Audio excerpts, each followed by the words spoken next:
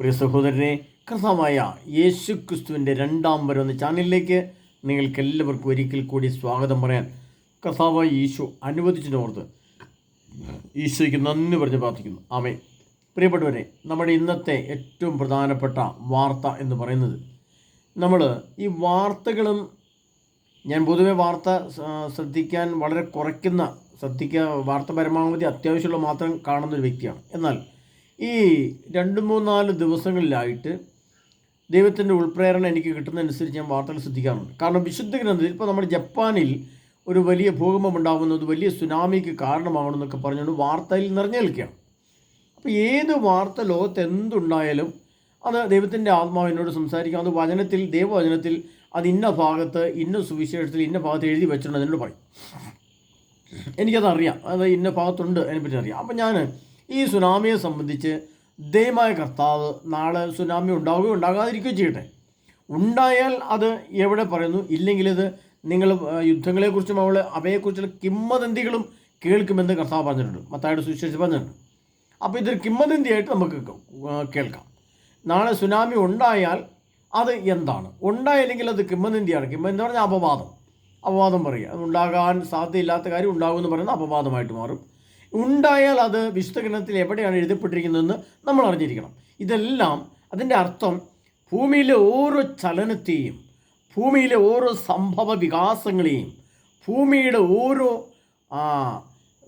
ഓരോ വസ്തുക്കളിലുണ്ടാകുന്ന മാറ്റങ്ങൾ വരെ, കാലാവസ്ഥയിലുണ്ടാകുന്ന മാറ്റം, ജനങ്ങളിലുണ്ടാകുന്ന മാറ്റം, മനുഷ്യൻ്റെ ആത്മാവിലുണ്ടാകുന്ന മാറ്റം, സഭയിലുണ്ടാകുന്ന മാറ്റം, ഇത് എല്ലാം സർവശക്തനായ ദൈവം അറിയുന്നു എന്നും സർവശക്തനായ ദൈവം അറിഞ്ഞുകൊണ്ട് അതിൻ്റെ പരിഹാരം വിശുദ്ധ എഴുതി വെച്ചിട്ടുണ്ടെന്നും നാം പഠിക്കുന്നതിനും ഗ്രഹിക്കുന്നതിനും വേണ്ടിയാണ്. അപ്പോൾ ലൂക്കായുടെ സുവിശേഷം 21-ാം അധ്യായം അതിൻ്റെ 25-ാം തിരുവചനത്തിൽ നാളെ സുനാമി ഉണ്ടായാൽ എന്താണ് കർത്താവ് പറഞ്ഞു വെച്ചിരിക്കുന്നത് നമുക്ക് നോക്കാം. സൂര്യനിലും ചന്ദ്രനിലും നക്ഷത്രങ്ങളിലും അടയാളങ്ങൾ പ്രത്യക്ഷപ്പെടും. കടലിൻ്റെയും തിരമാലയുടെയും ഇരമ്പൽ ജനപദങ്ങളിൽ സംഭ്രമമുളവാക്കും. സംഭവിക്കാൻ പോകുന്ന ഇവയെക്കുറിച്ചുള്ള ഭയവും ആകുലതയും കൊണ്ട് ഭൂവാസികൾ അസ്തപ്രജ്ഞരാകും. അതാണ് കർത്താവായ സർവശക്തനായ ഈശോനാഥൻ യേശു ക്രിസ്തു സുവിശേഷത്തിൽ 2000 വർഷങ്ങൾക്ക് മുമ്പ് പറഞ്ഞു വെച്ചിട്ട് പോയി. സൂര്യനിൽ അടയാളമുണ്ടാകും. എന്താണ് സൂര്യനിൽ അടയാളമുണ്ടാകും? നമ്മളൊരു 6 മാസം ശരിക്കും പറഞ്ഞാൽ ഏകദേശം ഒരു വർഷക്കാലമായിട്ട് നമ്മൾ കേൾക്കുന്ന വാർത്തകളാണ്. സൂര്യനിൽ ഉണ്ടാകുന്ന താപത്തിലുള്ള വ്യത്യാസം, സൂര്യനിൽ വിള്ളലുകൾ ഉണ്ടാകുന്നു, സൂര്യ കൊടുങ്കാറ്റുകൾ, സൗരോർജ്ജ കൊടുങ്കാറ്റുകൾ ഭൂമിയിലേക്ക് വരുന്നു, ഭൂമിയിലെ ചൂട് കൂടുന്നതനുസരിച്ച് കാലാവസ്ഥയിൽ വ്യതിയാനം ഉണ്ടാകുന്നു, ഭൂമിയിലെ ഈ ശൂന്യാകാശത്തുള്ള സാറ്റലൈറ്റുകൾക്ക് ഇതിൻ്റെ സൂര്യൻ്റെ വികിരണം കൊണ്ട് കേടുപാട് സംഭവിക്കാൻ സാധ്യതയുണ്ട്, അന്തരീക്ഷത്തിൽ ചൂട് വർദ്ധിക്കുന്നു, അത് മാഗ്നറ്റിക് പവർ ഭൂമിയിൽ വർദ്ധിപ്പിക്കുന്നു. ഇങ്ങനെ കുറേ കാര്യങ്ങൾ ശാസ്ത്രീയമായിട്ട് അവർ പറയാം. അപ്പോൾ വിശുദ്ധ ഗ്രന്ഥത്തിൽ 2000 വർഷങ്ങൾക്ക് മുമ്പ് സർവശക്തനായ യേശുനാഥൻ പ്രഖ്യാപിച്ചതാണ്. അന്നത്തെ ജീവിച്ചിരുന്ന മനുഷ്യൻ്റെ മുഖത്ത് നോക്കി കർത്താവ് പറഞ്ഞ കാര്യങ്ങളാണ്. സൂര്യനിൽ പ്രശ്നങ്ങൾ ഉണ്ടാകും, അതിപ്പോൾ നമ്മുടെ കൺമുൻപിൽ സംഭവിക്കുകയാണ്. 2, ചന്ദ്രനിൽ മാറ്റങ്ങൾ ഉണ്ടാകും. ചന്ദ്രനിലുള്ള മാറ്റം എന്ന് പറയുന്നതിൻ്റെ അടിസ്ഥാന മാറ്റം എന്ന് പറയുന്നത്, നമുക്കറിയാം യേശു ക്രിസ്തു ഇത് പറയുമ്പോൾ ചന്ദ്രനിൽ ആരും പോയിട്ടില്ലായിരുന്നു. ഇന്നത്തെ കാലത്ത് നമുക്കറിയാം ഇന്ത്യയിൽ നിന്ന് ആൾക്കാർ അങ്ങോട്ട് പോകുന്നുണ്ട്, റഷ്യയിൽ നിന്ന് പോയിട്ടുണ്ട്, അമേരിക്കയിൽ നിന്ന് പോയിട്ടുണ്ട്. അങ്ങനെ ധാരാളം ആളുകൾ പേടകമുണ്ടാക്കി, റോക്കറ്റ് ഉണ്ടാക്കിയിട്ട് ചന്ദ്രനിൽ പോകുന്നു. അവിടെ പുതിയ സംവിധാനം ഉണ്ടാക്കി അതിൻ്റെ പേടകങ്ങൾ ഉൽപ്പാദിപ്പിച്ച് മനുഷ്യന് താമസിക്കാൻ പറ്റിയ കൂടാരങ്ങൾ ഉണ്ടാക്കുന്നു. ഇനി അവിടെ നമ്മൾ ആരും അറിയാതെ തന്നെ ആണവ ബോംബുകൾ കൂടി കൊണ്ടുവെക്കും. അങ്ങനെ നമ്മൾ ചന്ദ്രനിലെ മാറ്റങ്ങളെക്കുറിച്ച് കർത്താവ് പറഞ്ഞിരിക്കുന്നത് നമ്മൾ വ്യക്തമായിട്ട് മനസ്സിലാക്കിയാണ്. മറ്റൊന്നാണ്, നക്ഷത്രങ്ങളിലും അടയാളങ്ങൾ പ്രത്യക്ഷപ്പെടും. എന്താണ് നക്ഷത്രം എന്ന് പറയുമ്പോൾ നമുക്ക് മനസ്സിലാക്കാം, നമ്മൾ ഇപ്പോൾ കേൾക്കുന്നൊരു ഭൂമിക്ക് നേരെ വലിയൊരു ഉൽക്ക 23,000 കിലോമീറ്റർ വേഗത്തിൽ വരുന്നു. അത് ഭൂമിയിലേക്ക് വന്നാൽ, ഭൂമിയിൽ കടലിലോ അല്ലെങ്കിൽ അമേരിക്കയുടെ ഏതെങ്കിലും ഭാഗത്തോ അല്ലെങ്കിൽ ഭൂമിയുടെ ഏതെങ്കിലും ഭാഗത്തോ പതിച്ചാൽ വലിയ നാശനഷ്ടം ഉണ്ടാകുമെന്നും ഭൂമിക്ക് അത് ക്ഷതങ്ങൾ സംഭവിക്കുമെന്നും ഭൂകമ്പം ഉണ്ടാകുമെന്നും ഒക്കെ നമ്മൾ കേൾക്കുകയാണ്. അപ്പോൾ നക്ഷത്രങ്ങളിൽ ഉണ്ടാകുന്ന സംഭവങ്ങൾ ഭൂമിക്ക് നേരെ 1-2 100 കണക്കിന് 1000 കണക്കിന് ഉൽക്കകൾ വരുമെന്നും ഇതെല്ലാം ഭൂമിക്ക് ദോഷമായിട്ട് ഭവിക്കുന്നു, കടലിൽ വീണാൽ അത് വലിയ സുനാമി പോലെ ഉണ്ടാകുമെന്നും ഒക്കെ നമ്മൾ ശാസ്ത്ര സാങ്കേതിക വിദ്യയിലൂടെ കേൾക്കുകയാണ്. എന്നാൽ 2000 വർഷങ്ങൾക്ക് മുമ്പ് സർവശക്തനായ ഈശോനാഥൻ ഇത് സുവിശേഷത്തിൽ എഴുതി വെച്ചിരിക്കുകയാണ്, പ്രകൃതിയിൽ ഇത് സംഭവിക്കും എന്ന് പറഞ്ഞിരിക്കുകയാണ്. ഇനി മറ്റൊന്നാണ്, അതിനേക്കാളൊക്കെ വളരെ വ്യക്തമായിട്ട് കർത്താവ് പറഞ്ഞ ഒരു സംഭവം ഭൂമിയിൽ സംഭവിക്കുകയാണ്. മറ്റതൊക്കെ ബഹിരാകാശത്താണ് സംഭവിക്കുന്നത്. എന്നാൽ കർത്താവ് പറയുകയാണ്, കടലിൻ്റെയും തിരമാലകളുടെയും ഇരമ്പൽ ജനപദങ്ങളിൽ സംഭ്രമമുളകും. എന്നാൽ കടലിൻ്റെ ഇരമ്പൽ എന്ന് പറയുന്നത് ഒരു വേറൊരു ഇരമ്പലാണ്. അതായത് കടലിൻ്റെ ഉള്ളിൽ ഉണ്ടാകുന്ന ചലനങ്ങൾ, കടലിനുള്ളിൽ ഭൂചലനങ്ങൾ ഉണ്ടാകുന്നു, അഗ്നിപർവ്വതങ്ങൾ പൊട്ടുന്നു, കടലിനുള്ളിൽ കാലാവസ്ഥാ വ്യതിയാനം അനുസരിച്ച് ചൂട് വർദ്ധിക്കുമ്പോൾ തിരമാലയുടെ അളവ് കൂടുന്നു. ഇപ്പോൾ കഴിഞ്ഞ ദിവസം നമുക്കറിയാം, യൂറോപ്യൻ രാഷ്ട്രങ്ങളിലെ കടലിൻ്റെ മുകളിൽ വലിയ മഞ്ഞിൻ്റെ പാളികൾ വന്ന് നിൽക്കുന്നത് നമ്മൾ വാർത്തയിൽ കാണുകയുണ്ടായി. അതെല്ലാം കടലിൻ്റെ തിരമാലകളും കടലിൻ്റെ ഇരമ്പലും കടലിൻ്റെ ലക്ഷണങ്ങളുമൊക്കെയാണ്. ഒരു പ്രത്യേക രീതിയിലുള്ള കാലാവസ്ഥ കടലിൻ്റെ മുകളിൽ, കടലിലെ തിരമാലയോട് ചേർന്ന് വലിയ കട്ടിയുള്ള മഞ്ഞിറങ്ങി വന്നിട്ട് മനുഷ്യന് കാണാൻ പറ്റാത്ത വിധം, അങ്ങോട്ട് നോക്കാൻ പറ്റാത്ത വിധം വലിയ പർവ്വതം പോലെ നിൽക്കുന്നു. അത് നമ്മൾ വാർത്തയിൽ കണ്ടതാണ്. അപ്പോൾ എന്താണ് സംഭവിച്ചത്? കടലിൻ്റെ ഇരമ്പലിൽ കടലിൻ്റെയും അപ്പോൾ കടലിലുണ്ടാകുന്ന മാറ്റങ്ങളെക്കുറിച്ച് കർത്താവ് 2000 വർഷങ്ങളും പറഞ്ഞ് ഇപ്പോൾ മനുഷ്യൻ കണ്ണുകൊണ്ട് കാണുകയാണ്. ഇനി അടുത്തതാണ് തിരമാലകളുടെയും ഇരമ്പൽ എന്ന് കർത്താവ് 2000 വർഷങ്ങൾക്ക് മുമ്പ് പറഞ്ഞത് ഇന്നത്തെ ഭാഷയിൽ പറയുന്നതാണ് സുനാമി.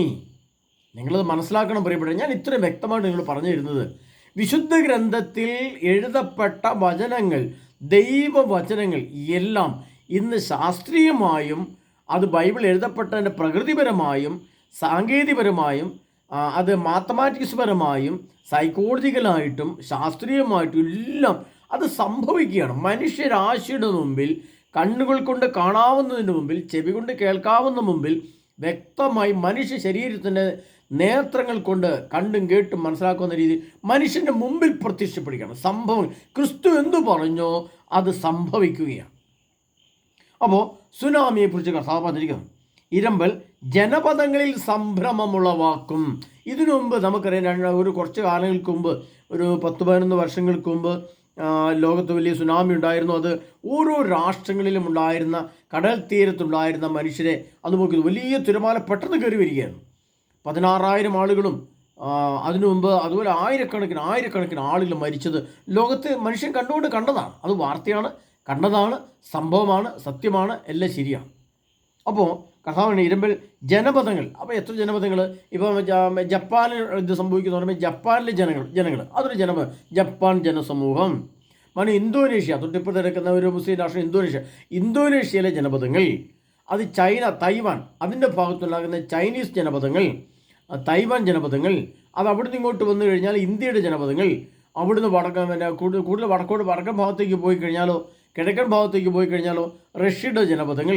അപ്പോൾ ഭൂമിയിലുള്ള എല്ലാ വിഭാഗത്തിൽപ്പെട്ട ജനവിഭാഗങ്ങളെയും ഇത് ബാധിക്കുമെന്നും അവരെല്ലാം കണ്ണുകൊണ്ടി സംഭവങ്ങൾ കാണുമെന്നും വ്യക്തമായി 2000 വർഷങ്ങൾക്ക് മുമ്പ് സർവശക്തനായ ദൈവപുത്രനായ ദൈവം തന്നെയായ ക്രിസ്തു ഇത് പറഞ്ഞു വെച്ചെങ്കിൽ, യേശു ക്രിസ്തു സുവിശേഷത്തിൽ എഴുതി വെച്ചെങ്കിൽ, ഇന്നും മനുഷ്യരുടെ മുമ്പിൽ ഇതൊരു യാഥാർത്ഥ്യമായി, ഇതൊരു ചോദ്യചിഹ്നമായി നിൽക്കുകയാണ്. പ്രിയപ്പെട്ടവരെ, അത് കഴിഞ്ഞ് അപ്പോൾ ലോകത്തിലെ ജനങ്ങളെല്ലാം ഇത് കാണുന്നു, അറിയുന്നു. അപ്പോൾ ഇന്നലെ വാർത്ത പറയുകയാണ്, കിടന്നുറങ്ങാൻ ഭയമാണ്. 2-3 ദിവസമായിട്ട് ജപ്പാനിലെ ജനങ്ങൾ ഉറങ്ങുന്നില്ല. കാരണം നാളെ കഴിഞ്ഞ് ഞാൻ ഭൂമിയിൽ ജീവിച്ചിരിക്കുമോ, അതോ സുനാമി വന്ന് ഈ ജപ്പാനെല്ലാം മൂടിക്കളയുമോ, ഇങ്ങനെയുള്ള ആകുല ചിന്തകൾ കൊണ്ട് അവരുടെ മനസ്സ് അസ്വസ്ഥമാവുകയും അവർ വളരെ വേദനയായിട്ട് അവർ ജീവിക്കുന്നു. സംഭവിക്കാൻ പോകുന്ന ഇവയെ ഓർത്തുള്ള ഭയം, ആകുലതയും കൊണ്ട് ഭൂവാസികൾ അസ്തമിതരാകും. അപ്പോൾ സംഭവിക്കാൻ പോകുന്ന ഈ കാര്യങ്ങൾ ഓർത്ത് ജപ്പാനിലെ ജനങ്ങൾ ഉറങ്ങിയിട്ടില്ല.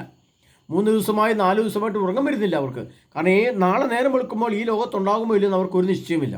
അപ്പോൾ അത്രമാത്രം ഭയം. അപ്പോൾ എത്ര വ്യക്തമായിട്ടാണ് കർത്താവ് എഴുതി വെച്ചിരിക്കുന്നത് ആലോചിച്ച് നോക്കി. ആകുലത, ഉത്കണ്ഠ, ഭയം, അസ്തപ്രജ്ഞ. ഇത് സംഭവം നേരിട്ടെങ്ങാനും മനുഷ്യർ കണ്ടാൽ, ഈ തിരമാല കയറി വരുന്നത് കണ്ടാൽ അവരുടെ ഏതെങ്കിലും ഒരു ദൈവത്തെ അവർ വിളിക്കും. അല്ലെങ്കിൽ ഒരു ദൈവത്തെ വിളിച്ചില്ലെങ്കിലും എന്താ പറയുക, അവർ മൈ ഗോഡെന്നോ അല്ലെങ്കിൽ എൻ്റെ ദൈവമെന്നോ അല്ലെങ്കിൽ അയ്യോ ഇതെന്താണെന്നെങ്കിലും പറയല്ലേ.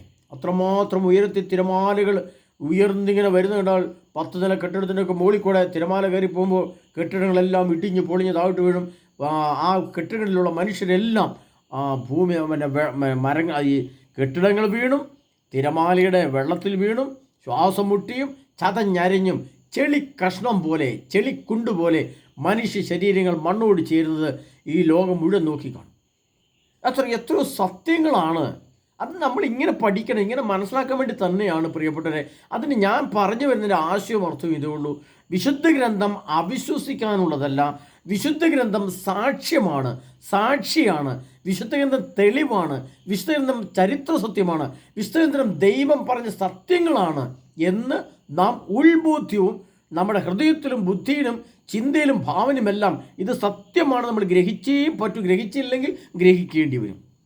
പ്രിയ സഹോദരനെ, നമ്മൾ മനസ്സിലാക്കുന്ന സത്യം ഇവയെല്ലാം വളരെ പരമസത്യമായി മുമ്പിൽ എത്തപ്പെട്ടിരിക്കുകയാണ്. ആകൃതിയുടെ ഭൂവാസി അസ്തമിച്ചനാവും, ആകാശശക്തികൾ ഇളകുകയും ചെയ്യും. അപ്പോൾ ആകാശശക്തികൾ എന്ന് പറയുമ്പോൾ അത് കുറച്ചുകൂടി മുന്നോട്ട് പോകാനുള്ള സംഭവമാണ്. അതായത് 2027 കഴിഞ്ഞ് 29, 30 കാലഘട്ടം വരുമ്പോൾ ബഹിരാകാശത്ത് ആണവായുധങ്ങൾ പൊട്ടും. ഒരു 2-3 ദിവസം ഒരു വാർത്ത ഞാൻ കണ്ടത്, റഷ്യ എന്ന രാഷ്ട്രത്തിൻ്റെ പ്രതിരോധ സംവിധാനമായ അവരുടെ റഡാറിൻ്റെ സംവിധാനം 8000 കിലോമീറ്റർ ഉയരത്തിൽ കൂടെ പറന്നു പോകുന്ന ഹൈപ്പർസോണിക് മിസൈലുകളെ കണ്ടെത്തുവാനും അതിനെ പിന്തുടർന്ന് നശിപ്പിക്കുവാനും കെൽപ്പുള്ള ആയുധങ്ങൾ കണ്ടുപിടിക്കപ്പെട്ടിരിക്കുന്നു എന്ന് അവർ ലോകത്തോട് പറയുന്നത്. 8000 കിലോമീറ്റർ ഉയരത്തിലാണ്. നമുക്കറിയാം, സാറ്റലൈറ്റ് നമ്മൾ വിക്ഷേപിക്കുന്ന റോക്കറ്റിൻ്റെ സാറ്റലൈറ്റ് ഉപകരണങ്ങൾ വെറും 400, 500, 1000, 1200 അടി ഉയരത്തിലാണ്. അത്ര 1500 കിലോമീറ്റർ അല്ലെങ്കിൽ 1000 കിലോമീറ്റർ ഒക്കെ ഉയരത്തിലാണ്, ഭ്രമണപഥത്തിലാണ് നമ്മുടെ ഇപ്പോഴുള്ള ഈ സാറ്റലൈറ്റുകളെ നമ്മൾ കൊണ്ടുപോയാക്കുന്നത്, റോക്കറ്റുകൾ കൊണ്ടുപോകുന്നത്. അവിടെ നിന്നാണ് നമ്മൾ ഭൂമിയിലേക്ക് വാർത്താവിനിമയ സംവിധാനങ്ങൾ കടന്നു വരുന്നത്. ഏകദേശം നമുക്കറിയാം 1200, 2000 കിലോമീറ്റർക്ക് ദൂരമുള്ളൂ. എന്നാൽ 8000 കിലോമീറ്റർ ഉയരം എന്ന് പറയുമ്പോൾ അത് എത്രയോ ദൂരത്തിൻ്റെ ഉയരമാണെന്ന് നമ്മൾ ആലോചിക്കണം. അപ്പോൾ അതിൽ നമ്മൾ മനസ്സിലാക്കേണ്ടത് എന്താണ്? സംഭവിക്കാൻ തുടങ്ങുമ്പോൾ നിങ്ങൾ ശിരസുയർത്തുകയും അത് കർത്താവിൻ്റെ വലിയ മഹത്വം കൂടെ ആകാശശക്തി അത് ഞാൻ പറയാൻ കാരണം ആകാശശക്തിയിൽ ഇളകുമെന്ന് പറഞ്ഞ വചനത്തെ ഓർമ്മിപ്പിക്കാൻ വേണ്ടിയിട്ടാണ്. ഈ ആകാശശക്തിയിൽ ഇളകണമെങ്കിൽ ആകാശശക്തി എന്ന് പറയുന്നത് എന്താണ് നമ്മൾ ആദ്യം? ആകാശം എന്ന് പറയുമ്പോൾ നമുക്കറിയാം, നമ്മുടെ ശാസ്ത്രം കണ്ടുപിടിച്ചിരിക്കുന്നത് സൂര്യൻ നടുക്കും മറ്റു ചുറ്റുമുള്ള ഗ്രഹങ്ങൾ ചുറ്റോട് ചുറ്റുമാണ്. സൂര്യന് ചുറ്റുമാണ് ബാക്കി ഗ്രഹങ്ങളെല്ലാം കറങ്ങുന്നത്. ചൊവ്വ, ബുധൻ, ശുക്രൻ, ഭൂമി, വ്യാഴം ഇതെല്ലാം കറങ്ങുന്നത് സൂര്യന് ചുറ്റുമാണ്. അപ്പോൾ 8000 കിലോമീറ്റർ ഉയരത്തിൽ അല്ലെങ്കിൽ 10000 കിലോമീറ്റർ ഉയരത്തിൽ നമ്മൾ ഏകദേശം സൂര്യൻ്റെ അടുത്തെത്തുമെന്ന് ഞാൻ പറയുന്നില്ല, പക്ഷേ ഏകദേശം ചന്ദ്രൻ്റെയും സൂര്യൻ്റെയും ഒക്കെ ഭ്രമണപഥങ്ങളുടെ ഒരു ചാലിൽ അതിൻ്റെ ഒരു പശ്ചാത്തലത്തിൻ്റെ അടുത്തെങ്കിലും ആണവ സ്ഫോടനം ഉണ്ടാവും. അങ്ങനെ സംഭവിക്കുമ്പോൾ ഇതിൻ്റെ പ്രകമ്പനങ്ങൾ, അതിൻ്റെ റേഡിയേഷനുകൾ, അതിൻ്റെ പ്രകാശ തരംഗങ്ങൾ എല്ലാം മറ്റു പ്രപഞ്ചത്തിലെ ഗ്രഹങ്ങളെ ബാധിക്കും. അതുകൊണ്ടാണ് ആകാശത്തിലും അങ്ങനെ വരുമ്പോൾ അത് വെളിപാടിൻ്റെ പുസ്തകം 8-ാം അധ്യായത്തിൻ്റെ 12-ാം തീയതി പറയുന്നുണ്ട്, സൂര്യൻ്റെ 1/3, ചന്ദ്രൻ്റെ 1/3, ഭൂമിയുടെ 1/3 തകർക്കപ്പെട്ടു എന്ന് പറയുമ്പോൾ ഈ ഇത്രമാത്രം ഉയരങ്ങളിൽ കൂടെ പറന്നു പോകുന്ന ഹൈപ്പർസോണിക്കിലെ ആണവ മിസൈലുകൾ പ്രപഞ്ചത്തിൽ പൊട്ടുമ്പോൾ എന്തു സംഭവിക്കും പ്രിയപ്പെട്ടവരെ? അതുകൊണ്ടാണ് ആകാശശക്തിയിൽ ഇളകും. അത് അവിടുന്ന് ആകാശത്ത് നക്ഷത്രങ്ങൾ താഴേക്ക് വരാനിടയാകും. ചന്ദ്രൻ്റെ നിലനിൽപ്പിന് പ്രശ്നങ്ങളുണ്ടാകും. സൂര്യൻ്റെ ചലനത്തിലും സൂര്യൻ്റെ നിലനിൽപ്പിലും അവിടുത്തെ ചൂടിന് മാറ്റമുണ്ടാകും. നമുക്കറിയാം, ഇപ്പം 46 ഡിഗ്രി 50 ഡിഗ്രി സെൻറ്റിഗ്രേഡ് ഭൂമിയിൽ കൂടിയാൽ ഗൾഫ് രാഷ്ട്രങ്ങളിൽ ചൂടൊക്കെ നമുക്കറിയാം 50-56 ഡിഗ്രി സെൻറ്റിഗ്രേഡ് ചൂട് എന്ന് പറയുമ്പോൾ മണലാരണ്യമാണ്, അവിടെ ഒന്നും പിടിക്കുന്നില്ല. നമ്മുടെ കേരളത്തിൽ 36-40 ഡിഗ്രി സെൻറ്റിഗ്രേഡ് ചൂടെന്ന് പറഞ്ഞാൽ നമുക്കിവിടെ സഹിക്കാൻ പറ്റില്ല, ഇവിടെ വരൾച്ച ഉണ്ടാകും. അപ്പോൾ 1000 ഡിഗ്രി സെൻറ്റിഗ്രേഡ് ചൂട് പോലുള്ള വലിയ സംഭവങ്ങളുടെ പ്രകാശകിരണങ്ങൾ ഭൂമിയിലേക്ക് വന്നാൽ ഭൂമിയിലുണ്ടാകുന്ന അസ്വസ്ഥതകൾ, അത് കാലാവസ്ഥയിലുണ്ടാകുന്ന വ്യതിയാനങ്ങൾ, വെള്ളം പറ്റിപ്പോകും, കൃഷി നശിക്കും, മനുഷ്യന് രോഗങ്ങളുണ്ടാകും, ത്വക്ക് രോഗങ്ങളുണ്ടാകും, അത് വലിയ ദുരന്തങ്ങളിലേക്ക് പോകും. അപ്പോൾ കർത്താവ് പറയാണ്, ഭയവും ആകൃതിയും കൊണ്ട് ഭൂവാസികൾ അസ്തമിച്ചിരാകും, ആകാശത്തിൽ ഇളകും. ആകാശത്തിലെ ശക്തി ഇളകാനിടവരും. അങ്ങനെ ഇളകാനിടവരുമ്പോൾ ഭൂചലനങ്ങൾ ഭയാനകമായിട്ട് വർദ്ധിക്കും. കർത്താവ് പറയുകയാണ്, അത് വലിയ സമയം. ഇതെല്ലാം എന്തിനു സൂചിപ്പിക്കുന്നതാണ്? ഇത്തരം ലക്ഷണങ്ങൾ, ഇത്തരം സംഭവങ്ങൾ എന്തിനു വേണ്ടി അല്ലെങ്കിൽ എന്തിനു സൂചിപ്പിക്കുന്നു? അത് കർത്താവ് പറയാണ്. അതിൻ്റെ ബാക്കിയുള്ള കർത്താവ് ഇങ്ങനെ പറയുകയാണ്, അതിലൊന്ന് പറയുന്നതാണ്, അപ്പോൾ മനുഷ്യത്തിന് ശക്തിയോടും വലിയ മഹത്വത്തോടും മേഘങ്ങളിൽ വരുന്നവർക്കാണ്. പക്ഷെ നമ്മൾ ആ സ്റ്റേജിലേക്ക് എത്തിയിട്ടില്ല. യേശു വരുന്നതിൻ്റെ മുമ്പുള്ള ലക്ഷണങ്ങളാണ് ഈ കാണുന്നത് നമ്മൾ പറയുന്നത്. അപ്പോൾ യേശു വരുന്നതിന് തൊട്ട് മുമ്പ് ഈ സംഭവങ്ങൾ, കടലിൽ അണുബോംബ് വീണ് പൊട്ടും, ഭൂമിയിൽ അണുബോംബ് വീണ് പൊട്ടും, അങ്ങനെ ആകാശത്തിലിളകും, ആ സ്റ്റേജിലേക്ക് വരാനുള്ള തുടക്ക ലക്ഷണങ്ങളാണിത്. അപ്പോൾ കർത്താവിനാണ് ഇവ സംഭവിക്കാൻ തുടങ്ങുമ്പോൾ നിങ്ങൾ ശിരസ്സുയർത്തി നിൽക്കുവിൻ. അത് പറയാനാണ് ഞാനിപ്പോൾ നിങ്ങൾ വിളിച്ചുകൊണ്ട് വരുന്നത്. പ്രിയപ്പെട്ടവരെ, ഇതൊക്കെ യാഥാർത്ഥ്യമാണ്. യേശുക്രിസ്തുവിൻ്റെ രണ്ടാം വരവ് എന്ന് പറയുന്നത് പരമസത്യ യാഥാർത്ഥ്യമാണ്. അത് വിശുദ്ധ ഗ്രന്ഥത്തിൽ എഴുതപ്പെട്ടിരിക്കുന്നത് ശാസ്ത്രീയ തെളിവും പ്രാപഞ്ചിക തെളിവും രാഷ്ട്രീയ തെളിവും ആത്മീയ തെളിവുമാണ്. നമ്മളിപ്പോൾ നമ്മുടെ എറണാകുളം കാലൂരിൽ നടക്കുന്ന സഭയിലെ അസ്വാസ്ഥ്യങ്ങൾ, സഭയിലുണ്ടാകുന്ന പ്രശ്നങ്ങൾ, മനുഷ്യൻ്റെ കുടുംബ ബന്ധങ്ങളിലുണ്ടാകുന്ന പ്രശ്നങ്ങൾ, രാഷ്ട്രീയ ബന്ധങ്ങളിലുണ്ടാകുന്ന പ്രശ്നങ്ങൾ, ലോകത്തിലുണ്ടാകുന്ന യുദ്ധങ്ങളുടെ ലക്ഷണങ്ങൾ, ഇതെല്ലാം, അതുപോലെ തന്നെ കൊറോണ പോലത്തെയുള്ള സാംക്രമിക രോഗങ്ങൾ, ഇത് എല്ലാം സൂചിപ്പിക്കുന്നത് ലോകത്ത് ദുരന്തങ്ങൾ ഉണ്ടാകുന്നതിൻ്റെ കാരണം എന്താണ്? സാത്താനാണ് ഇതൊക്കെ പ്രവർത്തിക്കുന്നത്. പക്ഷേ ഇതിൻ്റെ മെയിൻ ഉദ്ദേശം എന്താണ്? യേശു ക്രിസ്തുവിനെ ഭൂമിയിലേക്ക് വരാതെ തടയണം. അതാണ് സാത്താൻ്റെ പദ്ധതി. സാത്താൻ ഉദ്ദേശിക്കുന്നതാണ് യേശു ക്രിസ്തു ഭൂമിയിലേക്ക് വരരുത്, രണ്ടാമതൊരു വരവ് ഉണ്ടാകരുത്, ഒരു വ്യക്തിയും നിത്യജീവനിലേക്ക് പ്രവേശിക്കരുത്, ഒരു വ്യക്തിയും സ്വർഗീയ മഹത്വത്തിലേക്ക് പോകാൻ പാടില്ല. അതിനു മുമ്പ് ജനത്തെ ഭയപ്പെടുത്തി, സുനാമിയിൽ കൂടെ കൊന്ന്, വിശ്വാസത്തെ നഷ്ടപ്പെടുത്തി, വിശുദ്ധിയെ ഇല്ലാതാക്കി, സഭയെ തകർത്ത്, ഈ ലോകത്തിലെ മുഴുവൻ ജനങ്ങളെയും, കഴിയുമെങ്കിൽ 800 കോടി ജനത്തെയും ഒറ്റ വ്യക്തിയും നിത്യജീവനിലേക്ക് സ്വർഗത്തിലേക്ക് പ്രവേശിപ്പിക്കാതെ തടയുക. അതിനുവേണ്ടി മാത്രം. എന്നാൽ കർത്താവായ യേശു ക്രിസ്തു പറയാണ്, നിങ്ങൾ ശിരസ്സുയർത്തി നിൽക്കുവിൻ. ഇവ സംഭവിക്കാൻ തുടങ്ങുമ്പോൾ നിങ്ങൾ ശിരസ്സുയർത്തുവിൻ, എന്തെന്നാൽ നിങ്ങളുടെ വിമോചനം സമീപിച്ചിരിക്കുന്നു. നമുക്കൊരു വിമോചനമുണ്ട്. ഇവിടുന്ന് ഒരു മോചനം, ഒരു വിശുദ്ധ മോചനം, ഒരു വിമോചനം, ഇവിടുന്നൊരു എടുത്തു മാറ്റപ്പെടൽ, ഇവിടുന്ന് മറ്റൊരു സ്ഥലത്തേക്കൊരു പോക്ക്, നമുക്കൊരു നിത്യത്തിലേക്കുള്ള ഒരു നിത്യ സമാധാനം, ഒരു നിത്യ സന്തോഷം, ഒരു നിത്യ ആനന്ദം, ഒരു നിത്യ മഹത്വം, ഒരു പ്രശ്നങ്ങളുമില്ലാത്തൊരു സ്ഥലം, ഒരു പ്രശ്നങ്ങളും കലുഷിതമായിട്ട് നമ്മളെ ബാധിക്കാത്തൊരു സ്ഥലം, സർവശക്തനായ ദൈവത്തിൻ്റെ കൂടെയുള്ള വാസം എന്ന് പറയുന്ന ആ നിത്യജീവൻ.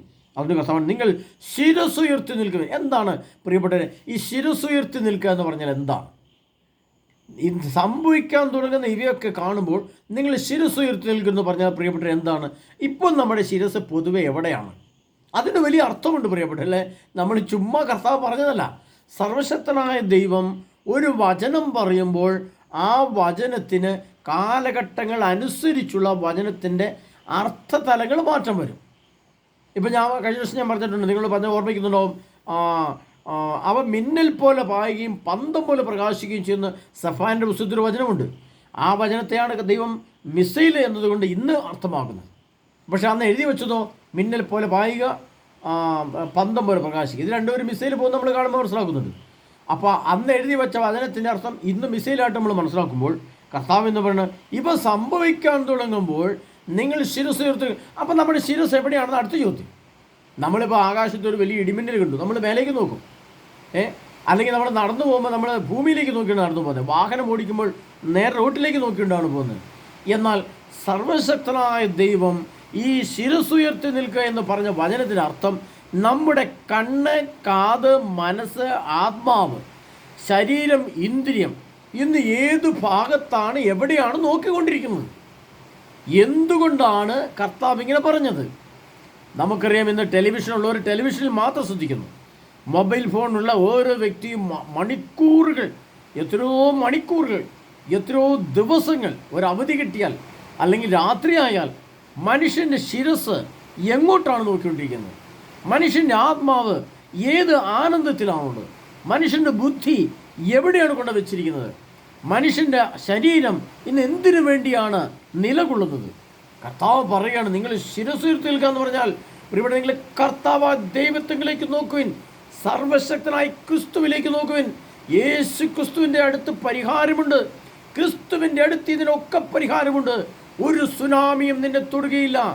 നിന്റെ ഇടതുവശത്ത് 1000 വീണേക്കാം, നിന്റെ വലതുവശത്ത് 10,000, എങ്കിലും നിനക്ക് ഒരു അനർത്ഥവും വരികയില്ല എന്ന് പറഞ്ഞ സർവശക്തനായ ദൈവത്തിൻ്റെ പുത്രൻ തന്നെയായ ദൈവം തന്നെയായ യേശു ഇത് പറയുന്നു, നിങ്ങൾ ശിരസ്സുയർത്തി നിൽക്കുവിൻ, എന്തെന്നാൽ നിങ്ങളുടെ വിമോചനം സമീപിച്ചിരിക്കുന്നു. വിമോചനമായിട്ടില്ല, അതിങ്ങനെ വരാം. അപ്പോഴേക്കും നമ്മൾ എന്ത് ചെയ്യണം? നമ്മുടെ കണ്ണിനെയും കാതിനെയും മനസ്സിനെയും ആത്മാവിനെയും വിശുദ്ധി കൊണ്ട് നിറയ്ക്കണം, പരിശുദ്ധി കൊണ്ട് നിറയ്ക്കണം, ആത്മീയത കൊണ്ട് നിറയ്ക്കണം, ജ്ഞാനം കൊണ്ട് നിറയ്ക്കണം, സത്യസന്ധത കൊണ്ട് നിറയ്ക്കണം, നീതി ബോധം കൊണ്ട് നിറയ്ക്കണം. പ്രിയ സഹോദരരെ, അതിനുവേണ്ടിയാണ് കർത്താവ് പറഞ്ഞത്, നിങ്ങൾ ശിരസ്സ് ഉയർത്തി നിൽക്കുവിൻ, നിങ്ങളുടെ വിമോചനം സംഭവിച്ചു. വിമോചിപ്പിച്ച് നിങ്ങളെ ഈ ഭൂമിയിൽ നിന്ന് കൊണ്ടുപോയി മറ്റൊരു ഭൂമി, പുതിയ ആകാശവും പുതിയ ഭൂമിയും നിങ്ങൾക്ക് ഞാൻ തരാം. നിങ്ങൾക്ക് ഈ പ്രശ്നകലുഷിതമായ ഭൂമി അല്ല, ഇനി മറ്റൊരു ഭൂമി തരാം എന്ന് പറഞ്ഞുകൊണ്ട് കർത്താവ് പറയാണ്. കാരണം ഇതെല്ലാം എന്താണ്? ഭൂമിയിൽ സംഭവിക്കും, ഉടൻ തന്നെ സംഭവിക്കും, പരമസത്യമായിട്ട് സംഭവിക്കും എന്നുള്ളതിൻ്റെ തെളിവ് വ്യക്തമായിട്ട് കർത്താവ് പറയാണ്. അത് ശാസ്ത്രീയമായിട്ടും അത് പ്രവചന രീതിയിലും ഒക്കെ നമ്മൾ കേൾക്കുകയാണ്. ഈ സഹോദരി പറഞ്ഞ കാര്യങ്ങളൊക്കെ സംഭവിച്ചിട്ടുണ്ടെന്ന്, മുൻകാലങ്ങളിൽ സംഭവിച്ചിട്ടുണ്ടെന്ന് ലോകം പറയുന്നുണ്ട്, വാർത്തകൾ പറയുന്നു. അപ്പോൾ ഇതെല്ലാം സംഭവിക്കുന്നതിൻ്റെ പരമസത്യമാണെന്ന് നമ്മൾ മനസ്സിലാക്കുമ്പോൾ ഇതാ ഓരോ ഘട്ടം ഘട്ടമായിട്ടാണ് ഈ സംഭവം വരുന്നത്. ഇപ്പോൾ സുനാമിയാണെങ്കിൽ, നാളെ ഭൂമി കുലുക്കമാണെങ്കിൽ, നാളെ കഴിഞ്ഞ് ആണവയുദ്ധമാണെങ്കിൽ, അത് കഴിഞ്ഞ് ആകാശത്ത് നക്ഷത്രങ്ങൾ നിബന്ധിക്കുന്നതാണെങ്കിൽ, ഭൂമിയുടെ പകുതി തകർക്കപ്പെടുന്നതാണെങ്കിൽ, ഭക്ഷ്യക്ഷാമമാണെങ്കിൽ, വലിയ കൊടുങ്കാറ്റുകളാണെങ്കിൽ, അതേപോലെ വലിയ പകർച്ചവ്യാധികളാണെങ്കിൽ, ഇതിങ്ങനെ ഘട്ടം ഘട്ടമായി സ്റ്റെപ്പായി മൂന്നിലൊന്ന് ഭൂമിയെ, മൂന്നിലൊന്ന് മനുഷ്യ സമൂഹത്തെ, മൂന്നിലൊന്ന് പ്രകൃതിയെ, മൂന്നിലൊന്ന് കടലിനെ, മൂന്നിലൊന്ന് നക്ഷത്രത്തെ, സൂര്യനെ, ചന്ദ്രനെ എല്ലാം കർത്താവ് നശിപ്പിച്ച് അവസാനം സർവശക്തനായ ദൈവം തൻ്റെ രണ്ടാമത്തെ വരവ് എന്ന പരമസത്യം ഭൂമിയിലേക്ക് വരുമ്പോൾ നാം ഒന്നും അറിഞ്ഞില്ല, ഞാനൊന്നും കണ്ടിട്ടില്ല, കേട്ടിട്ടില്ല, എനിക്കത് അറിയത്തില്ലായിരുന്നു, അല്ലെങ്കിൽ എനിക്ക് വിശ്വാസമില്ലായിരുന്നു, ഞാനിതൊന്നും വിശ്വസിച്ചിരുന്നേയില്ല, ഇതൊക്കെ ബൈബിളിൽ എഴുതിയ കെട്ടുകഥകളാണെന്ന് കരുതിയിരുന്നു എന്ന് പറഞ്ഞുകൊണ്ടിരുന്നാൽ നമുക്ക് നഷ്ടം വരുന്നത് എൻ്റെ സ്വന്തം ആത്മാവാണ്. നമുക്ക് നഷ്ടം വരുന്നത് നമ്മുടെ ആത്മാവിനെയാണ്. പ്രിയപ്പെട്ടവരെ, മറ്റുള്ളവരുടെ ആത്മാവിനെ നമുക്കിത് നോക്കേണ്ട കാര്യമില്ല. കാരണം നമ്മൾ എൻ്റെ ആത്മാവിനെ നോക്കാൻ കർത്താവ്. അതുകൊണ്ട് വെളിപാട് 3:10 കർത്താവ് പറയുന്നുണ്ട്, സകല ഭൂവാസികളെയും പരിശോധിക്കാനായി ലോകത്തിൽ ഉണ്ടാകാനിരിക്കുന്ന പരീക്ഷകളുടെ സമയത്ത് നിന്നെ ഞാൻ സംരക്ഷിക്കും. നിങ്ങളെന്നല്ല, നിങ്ങളുടെ സഭയെന്നല്ല, നിങ്ങളുടെ ലോകത്തെ അല്ലെ ഒരു രാഷ്ട്രത്തെ നോക്കിയില്ല പറഞ്ഞാൽ, നിന്നെ വ്യക്തിയെ നോക്കി പറയാണ്, നിന്നെ ഞാൻ സംരക്ഷിക്കും. എന്തെന്നാൽ നീ എൻ്റെ വചനം കാത്തു, ഇതാ ഞാൻ വേഗം വരുന്നു. പ്രിയപ്പെട്ടവരെ, ഇത് നമ്മൾ മനസ്സിലാക്കുമ്പോൾ നമുക്കറിയാം, ഇതൊക്കെ വെറുതെ എഴുതി വെച്ചാൽ ഓരോ വചനത്തിലും ചിലയിടത്ത് ചില വൈദികരൊക്കെ പറയുന്നത് എൻ്റെ ചെവിക്ക് കേട്ടിട്ടുണ്ട്. അത് ചില വൈദ്യർ പറയുന്നത് എല്ലാ ആത്മീയ കണ്ണിൽ കൂടെ കണ്ടാലേ നമുക്ക് ദൈവവചനത്തെ മനസ്സിലാക്കാൻ പറ്റുള്ളൂ, അല്ലാതെ ആ ഭൗതികമായിട്ടോ കണക്കുപരമായിട്ടോ രാഷ്ട്രീയമായിട്ടോ അല്ലെങ്കിൽ ദൈവവചനത്തെ മനസ്സിലാക്കാൻ നമുക്ക് മനസ്സിലാക്കാൻ പറ്റില്ല. എല്ലാത്തിനും ഒരു ആത്മീയ കണ്ണ് വേണം, ആത്മീയതയിൽ കൂടെ മാത്രമേ മനസ്സിലാക്കാൻ പറ്റുള്ളൂ എന്ന് ഒരച്ഛൻ പറയണ്ടേ. പക്ഷേ തെറ്റാണ് പ്രിയപ്പെട്ടത്. ശാസ്ത്രീയമായിട്ട് അച്ഛൻ പറഞ്ഞതിനകത്ത് കുറച്ച് അറിവിൻ്റെ കുറവാണ് അച്ഛൻ പറഞ്ഞത് തെറ്റാന്നല്ലേ പറഞ്ഞത്. അതാ അച്ഛൻ പറഞ്ഞതിനകത്ത് കുറേ അറിവിൻ്റെ കുറവുണ്ട്. അതായത് എല്ലാ ദൈവവചനത്തിലും ശാസ്ത്രീയതയുണ്ട്, മലയാളമുണ്ട്, ഇംഗ്ലീഷുണ്ട്, കെമിസ്ട്രി ഉണ്ട്, ബയോളജി ഉണ്ട്, സാമൂഹികപാഠമുണ്ട്, ചരിത്രമുണ്ട്. അതിനകത്തെല്ലാം ഈ ലോകത്തുള്ള എന്തെല്ലാം ശാസ്ത്രീയ സംഗതിയുണ്ടോ ഇതെല്ലാം ദൈവവചനത്തിലുണ്ട്. വളരെ വ്യക്തമായിട്ട് നമ്മൾ മനസ്സിലാക്കാൻ നമുക്ക് ബുദ്ധിമുട്ടുകൊണ്ടാണ്. ഈ പ്രകൃതിയുടെ എല്ലാ നിയമങ്ങളും എല്ലാ സത്യങ്ങളും ദൈവവചനത്തിൽ നിക്ഷിപ്തമാണ്. കർത്താവ് പറഞ്ഞ ഒരു വചനത്തിന് ആത്മീയതയുണ്ട്, അതിനൊപ്പം ശാസ്ത്രീയമുണ്ട്, അതിനകത്ത് മാത്തമാറ്റിക്സ് ഉണ്ട്, അതിനകത്ത് ബയോളജി ഉണ്ട്, അതിനകത്ത് ചരിത്രമുണ്ട്, അതിനകത്ത് സംഭവിച്ച ആത്മീയതയുമുണ്ട്, അല്ല അശുദ്ധിയുണ്ട്. എന്ന് പറഞ്ഞാൽ അശുദ്ധി സാത്താൻ തിരിയതാണ്. അശുദ്ധിയെക്കുറിച്ച് കഥ പറയുകയാണ് ഇത്. അതിൽ ദൈവവചനത്തെ അശുദ്ധി ഉണ്ടെന്നല്ല തെറ്റിദ്ധരിക്കുന്നത് പ്രിയപ്പെട്ടവരെ. അപ്പോൾ സാത്താനെ പറ്റി പറഞ്ഞു, സാത്താൻ പറഞ്ഞ അശുദ്ധിയെക്കുറിച്ച് കഥ പറയുമ്പോൾ നിങ്ങൾ വ്യഭിചാരം ചെയ്യരുത് എന്ന് പറഞ്ഞാൽ വ്യഭിചാരം അവിടെയുണ്ട്, അത് നിങ്ങൾ ചെയ്യരുത്. ഇങ്ങനെ പ്രിയപ്പെട്ടവരെ, എല്ലാ ദൈവവചനത്തിൻ്റെ പ്രത്യേകിച്ചും സുവിശേഷം എടുത്തു വെച്ചാൽ, പ്രത്യേകിച്ചും യേശയ്യാപ്രവാചകൻ മുതൽ വെളിപാട് ഗ്രന്ഥം വരെ വന്നു കഴിഞ്ഞാൽ എല്ലാ ദൈവവചനത്തിനും 1, 2, 3 അർത്ഥവുമുണ്ട്. അതിനകത്ത് എല്ലാ ശാസ്ത്രീയവും അതിനകത്ത് രാഷ്ട്രീയം കാര്യം നമുക്ക് മനസ്സിലാക്കാൻ സാധിക്കും. ദൈവവചനത്തിൽ രാഷ്ട്രീയമുണ്ടോ എന്ന് ചോദിച്ചാൽ അതുവരെ ദൈവത്തിൻ്റെ രാഷ്ട്രീയത്തിലുണ്ട്. അതുപോലെ സക്കറിയാപ്രവചന പുസ്തകം വന്നു കഴിയുമ്പോൾ രഥങ്ങളെക്കുറിച്ച് പറഞ്ഞിട്ടുണ്ട്. രഥം എന്ന് പറഞ്ഞാൽ ഗവൺമെൻറ്റുകളെന്ന് അർത്ഥം. അതുപോലെ സക്കറിയ 12:3 പറയുന്നുണ്ട്, ജനതകളുടെ കുതിരകളെ അന്തമാകുന്ന, കുതിരകളെന്ന് പറഞ്ഞാൽ മിസൈലുകൾ, ജനതകളെന്ന് പറഞ്ഞാൽ ഗവൺമെൻറ്റുകൾ, മിസൈലുകളെ ഓരോ രാഷ്ട്രത്തിനെയും മിസൈലുകളെ അന്തമാക്കുന്ന, നശിപ്പിക്കുന്ന ആ കാലഘട്ടം, അതെല്ലാം പാലത്തെല്ലാം ശാസ്ത്രീയമുണ്ട്, കണക്കുകൂട്ടലുണ്ട്, എല്ലാം ഉണ്ട്. പ്രിയപ്പെട്ട, നമുക്കത് മനസ്സിലാക്കി തരാൻ ആളുകളില്ല, അല്ലെ നമുക്ക് മനസ്സിലാക്കിയെടുക്കാൻ പറ്റുന്നില്ല, അല്ലെ ആരെങ്കിലും പറഞ്ഞു തരാൻ ഇല്ല എന്നുള്ളതാണ് പ്രശ്നം. അപ്പോൾ സർവശക്തനായ ദൈവത്തിൻ്റെ മഹത്വം ലൂക്കാട് സുവിശേഷം 21-ാം അധ്യായം 25-ാം തിരുവചനത്തിൽ കർത്താവ് പറഞ്ഞ സമയങ്ങളിൽ സൂര്യനും ചന്ദ്രനും നക്ഷത്രങ്ങളും അടയാളങ്ങളും പ്രത്യക്ഷപ്പെടും. കടലിൻ്റെയും തിരമാലകളുടെയും ഇരമ്പൽ ജനപദങ്ങളിൽ സംഭ്രമം ഉളവാക്കും. സംഭവിക്കാൻ പോകുന്നവയെ ഓർത്ത് ഭയവും ആകൃതിയും കൊണ്ട് ഭൂവാസികൾ അസ്തപ്പഞ്ചരാകും. ആകാശത്തിൽ ഇളകും. അപ്പോൾ മനുഷ്യപുത്രൻ ശക്തിയോടും വലിയ മഹത്വത്തോടും കൂടെ വാനമേഖല വരുന്നത് നിങ്ങൾ കാണും. ഇവ സംഭവിക്കാൻ തുടങ്ങുമ്പോൾ നിങ്ങൾ ശിരസ്സുയർത്തുക, എന്തെന്നാൽ നിങ്ങളുടെ വിമോചനം സമീപിച്ചിരിക്കുന്നു. ഒരു ഉപമയും അവനോട് പറഞ്ഞു. അത് കഴിഞ്ഞ് കർത്താവ് ഒരു ഉപമയാണ് പറഞ്ഞു. പ്രിയപ്പെട്ടവരെ, അത് സമൂഹത്തെക്കുറിച്ചല്ല, അത് ശാസ്ത്രത്തെക്കുറിച്ചല്ല, അത് രാഷ്ട്രീയത്തെക്കുറിച്ചല്ല, അത് പ്രകൃതിയെക്കുറിച്ചല്ല, അത് വലിയൊരു നിഗൂഢ രഹസ്യം കർത്താവ് അതോട് ചേർത്ത് വെച്ച് പറഞ്ഞു. ആ സംഭവം എന്താണെന്ന് വെച്ചാൽ പ്രിയപ്പെട്ടവരെ, ഒരു ഉപമയവൻ പറഞ്ഞു. അത്തിമരത്തെയും മറ്റു മരങ്ങളെയും നോക്കുമെന്ന് പറഞ്ഞുകൊണ്ട് ഒരു ഉപമയുടെ കർത്താവ് പറഞ്ഞു. ഇത് ഞാൻ ഇതിനെപ്പറ്റി ക്ലാസ് ഇട്ടിട്ടുള്ളതാണ്. നിങ്ങൾ എൻ്റെ അത്തിമരത്വം എന്താണ് അത്തിമരത്തെ ക്ലാസ് ഉണ്ട്, അത് നിങ്ങൾ കേട്ടാൽ മതി. പക്ഷേ ഇതിനകത്തൊരു കാര്യം സൂചിപ്പിക്കാൻ വേണ്ടി പറഞ്ഞത്, ഇത് ശാസ്ത്രീയമായിട്ടുള്ള കാര്യമല്ല. ഇത് പറഞ്ഞിരിക്കുന്നത് വളരെ നിഗൂഢമായി കർത്താവ് പറഞ്ഞിരിക്കുന്നത്, ഇസ്രായേൽ എന്ന രാഷ്ട്രം പ്രാർത്ഥന ആവശ്യപ്പെടുന്നു, ദൈവത്തെ അന്വേഷിക്കുന്നു. അവർക്കൊരു പ്രാർത്ഥനാലയം വേണം, അവർക്ക് മുട്ടിൽ നിന്ന് പ്രാർത്ഥിക്കണം, അവർക്ക് കമിഴ്ന്നു വേണ്ടി സാഷ്ടാംഗം പ്രണമിച്ച് പ്രാർത്ഥിക്കണം, അവരുടെ ദൈവത്തെ ആരാധിച്ചുകൊണ്ടിരുന്ന ആരാധനക്രമം തുടങ്ങണം. അതിന് ജെറുസലേം ദേവാലയം വേണം. അത് അവർ പണിയാൻ വേണ്ടി ആഗ്രഹിക്കുന്നു. അങ്ങനെ ഒരു സംവിധാനത്തെ അവർ ഉറ്റുനോക്കുന്നു. അതിനുള്ള സംവിധാനം ഇപ്പോൾ ഒരുക്കപ്പെട്ടു കഴിഞ്ഞു. ഏതു നിമിഷവും ഇസ്രായേൽ എന്ന രാഷ്ട്രം തൻ്റെ ജെറുസലേം ദേവാലയം അവിടെ പണിയപ്പെടുമെന്നും അവിടെ വലിയ ദൈവ ആരാധന പുനഃസ്ഥാപിക്കപ്പെടുമെന്നും ലോകം കാതോർത്തിരിക്കുകയാണ്. ലോകത്തിനറിയാം ഇത് സംഭവിക്കുന്നു. അപ്പോൾ അതും ഈ കാലഘട്ടത്തിൻ്റെ പ്രത്യേകതയാണ്. ഈ ജെറുസലേം ദേവാലയത്തിൻ്റെ പണി ഒരു അത്തിമരം തളിർക്കുന്നത് പോലെ. അത്തിമരത്തെ നോക്കി നിങ്ങൾ ഉപമടിക്കുകയും അവ തളിർക്കുകയും വേനൽക്കാലം അതിൻ്റെ കൊമ്പിൽ ഇളതാകുകയും ചെയ്യുന്നത് കാണുമ്പോൾ വേനൽക്കാലം അടുത്തിരിക്കുന്നത് മനസ്സിലാക്കിക്കൊള്ളുകയും അതുപോലെ ഇക്കാര്യങ്ങൾ സംഭവിക്കാൻ തുടങ്ങുന്നത് കാണുമ്പോൾ ദൈവരാജ്യം സംബന്ധിച്ച് സ്വർഗരാജ്യം സംബന്ധിച്ച് മനസ്സിലാക്കിക്കൊള്ളുകയും. അപ്പോൾ ഇസ്രായേൽ എന്ന രാഷ്ട്രം തന്നെ ജെറുസലേം ദേവാലയത്തെക്കുറിച്ച് ചിന്തിക്കുകയും പഠിക്കുകയും ധ്യാനിക്കുകയും അതിനു വേണ്ടുന്ന ആ ദേവാലയം പണിയാൻ വേണ്ട സംവിധാനം ഒരുക്കുകയും ചെയ്യുമ്പോൾ നമ്മൾ മനസ്സിലാക്കേണ്ടത് അവർ പ്രാർത്ഥനയിലേക്ക് വരുന്നു. അവർക്ക് നഷ്ടപ്പെട്ട ചൈതന്യം വീണ്ടെടുക്കാൻ, അവർക്ക് സ്വാതന്ത്ര്യത്തോടെ കിടന്നുറങ്ങാൻ, അവർ ബങ്കറുകളിലെ ആശ്രയിക്കാതെ ഭൂമിക്ക് മുകളിൽ ഉണർന്നിരുന്ന് പ്രവർത്തിക്കാൻ, അവർ മുൻകാലത്തിൽ അനുഭവിച്ച സ്വാതന്ത്ര്യവും സന്തോഷവും സമാധാനം പുനഃസ്ഥാപിച്ചു കിട്ടുവാൻ അവർക്ക് പ്രാർത്ഥന വേണമെന്ന് മനസ്സിലാക്കിക്കൊണ്ട് അവർ ജെറുസലേം ദേവാലയം പണിയാൻ ആഗ്രഹിക്കുന്ന കാലഘട്ടവും ഈ പശ്ചാത്തലത്തിൽ തന്നെയാണ്.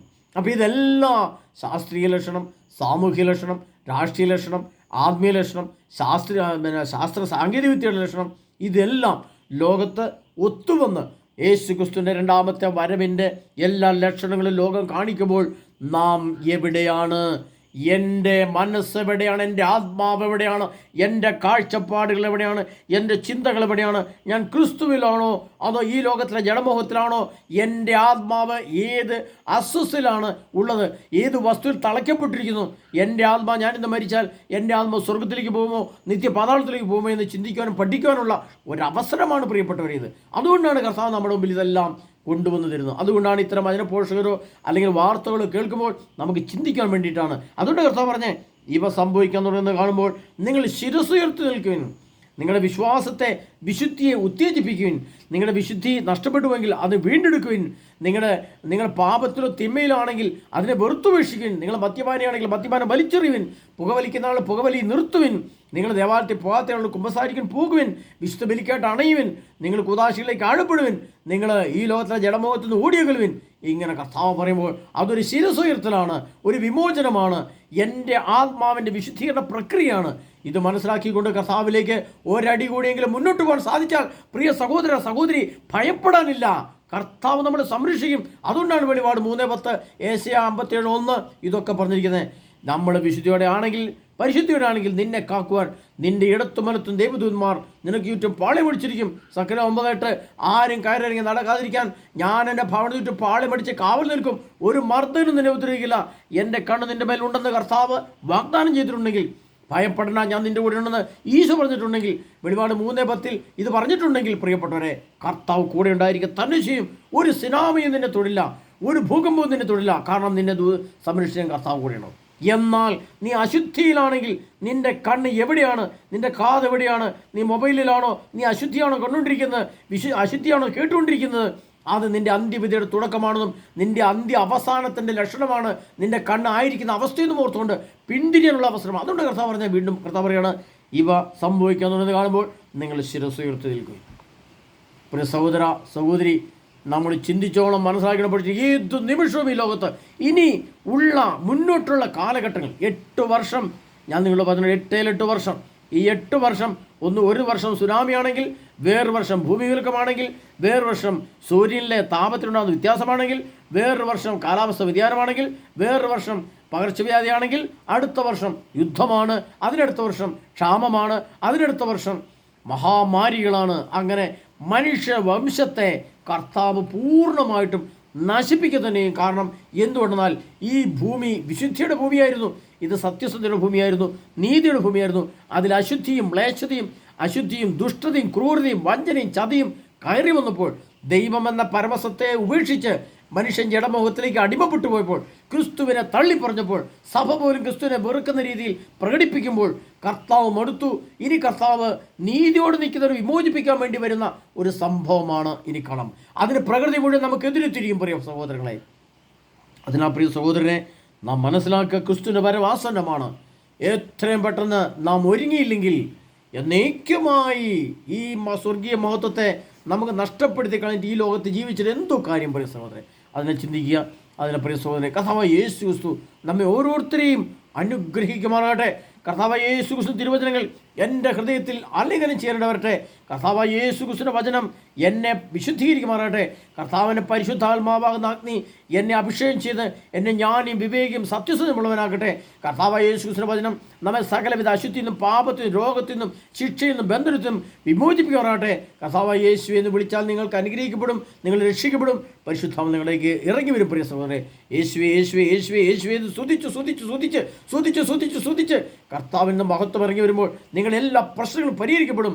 അതിനാൽ യേശുവിനോടൊത്ത് ഈശോയുടെ കൂടെ ആയിരിക്കാൻ നമ്മളെ സർവ്വശക്തനായ ഈശോ അനുഗ്രഹിക്കുമാറാകട്ടെ. ആമേൻ.